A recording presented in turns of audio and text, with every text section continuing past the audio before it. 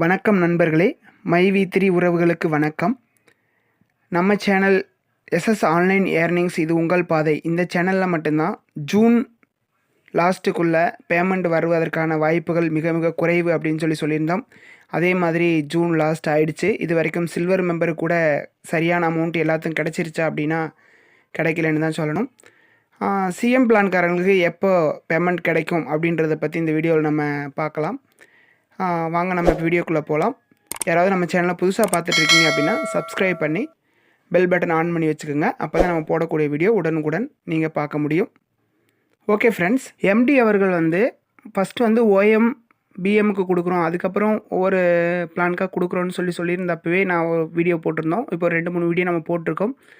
அதை நீங்கள் வீடியோ பார்க்கலாம். டிஸ்கிரிப்ஷனில் கூட அதோட லிங்க் இருக்குது. நம்ம என்ன சொல்லியிருந்தோம் அப்படின்னா, இவங்க சொல்கிறத பார்க்கும்பொழுது நமக்கு ஜூன் லாஸ்ட்டுக்குள்ளே நமக்கு பேமெண்ட் வர்றதுக்கு வாய்ப்புகள் இல்லை அப்படின்னு தான் நம்ம சொல்லியிருந்தோம்.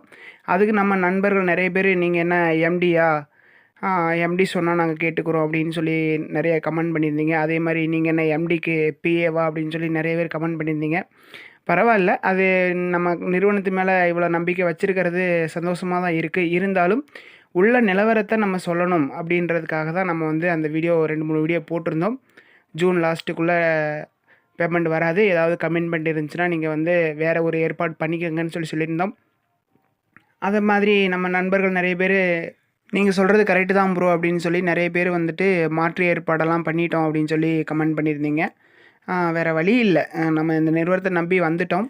வெயிட் பண்ணி தான் ஆகணும். இருந்தாலும் மக்கள் ரொம்ப எதிர்பார்ப்புடன் எம்டியோட அப்டேட்டை பற்றி எதிர்பார்த்துட்ருக்காங்க. ஆனால் அவர் வந்தபாடு இல்லை. இருந்தாலும் நம்ம மைவி3 பற்றி வீடியோ போடக்கூடிய ஒரு சில சேனலில் என்ன சொல்கிறாங்கன்னா, நம்ம அவசரப்பட்டு எடுக்கக்கூடிய முடிவுகள் பேமெண்ட் டிலே ஆகிறதுக்கு வாய்ப்பு இருக்குது அப்படின்னு சொல்கிறாங்க.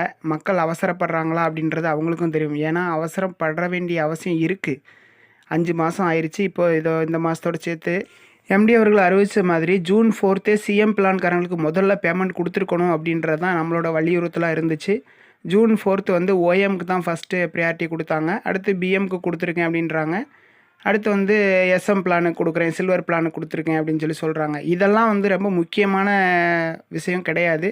ஏன்னா ஃபஸ்ட்டு சிஎம்காரங்களுக்கு தான் கொடுத்துருக்கணும் அப்படின்னு சொல்லி நம்ம முன்னிருந்தே வலியுறுத்திட்டு இருந்தோம்.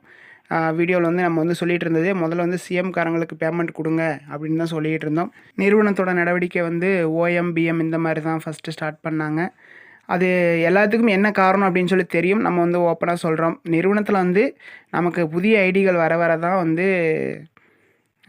நிறுவனத்தை கொண்டு போக முடியும். அதனால் தான் ஃபஸ்ட்டு ஓஎம்க்கு பிஎம்க்கு இப்படி ஸ்டார்ட் பண்ணாங்க. இந்த ஒரு மாதத்துக்குள்ள ஏதாவது ஐடி அதிகமாக வந்துடுச்சு அப்படின்னா நமக்கு பேமெண்ட் கொடுக்குறதுக்கு ஈஸியாக இருக்கும் அப்படின்றதுக்காக தான் அவங்க முதல்ல ஓஎம் பிஎம்க்கு கொடுத்தது. இதுதான் உண்மை. நம்ம என்ன வேணாலும் சொல்லிக்கலாம், அப்படி கிடையாது இப்படி கிடையாது, இதுதான் உண்மை.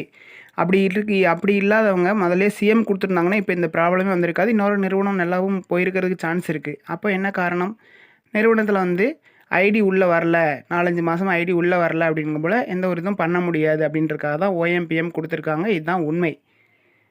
ஓகேங்களா? இதை யாரும் மறுக்கவும் முடியாது. மக்கள் இப்போ என்ன எதிர்பார்க்குறாங்க அப்படின்னா, எம்டி அவர்கள் ஏன் ஒரு அப்டேட் கொடுக்கறது இல்லை அப்படின்றத பற்றி மக்கள் ரொம்ப எதிர்பார்க்குறாங்க. அதே மாதிரி சிஎம் பிளான் எப்போ பேமெண்ட் வரும் அப்படின்றத பற்றி எதிர்பார்த்துட்ருக்காங்க.